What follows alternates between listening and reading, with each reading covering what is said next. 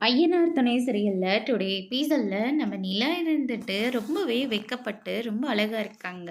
அது சோழன் பார்த்த உடனே என்னடா இது புதுசா இருக்கு. நிலா என்னை கூப்பிட்டது மட்டும் இல்லாம இவ்வளோ அழகா வெட்கப்பட்டு நான் பார்த்ததே இல்லையே அப்படின்னு சொல்லிட்டு ரொம்பவே சந்தோஷத்தோட இருக்காங்க.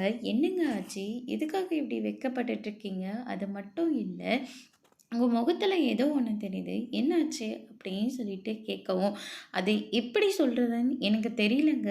அப்படின்ற மாரி ரொம்ப அழகா வெட்கப்பட்டுட்டு இருக்காங்க. இந்த பக்கம் நம்ம பாண்டி இருந்துட்டு கடையோட டெக்கரேஷன் இப்படி இருக்கணும், அப்படி இருக்கணும்னு சொல்லிட்டு நிலா அனுப்புன அந்த வீடியோஸ் எல்லாம் பார்த்த உடனே அதுக்கு தேவையான எல்லாத்தையும் ஃபினிஷிங் பண்ணிடுறாங்க.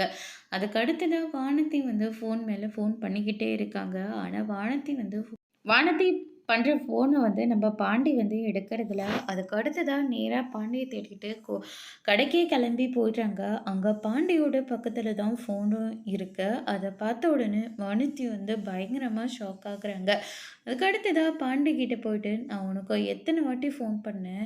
ஆனா ஒரு தடவ கூட உனக்கு பேசலன்னு தோணலல்ல?" அப்படின்னு சொல்லிட்டு கேட்கவும், "அப்படிலாம் இல்ல ஒண்ணு வானதி.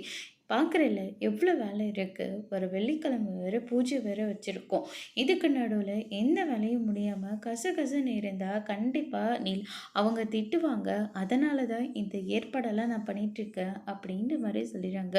நிலாவோட பேர சொன்ன உடனே வானதி வந்து கோவப்படுறாங்க. அதோட முடிச்சிருக்காங்க.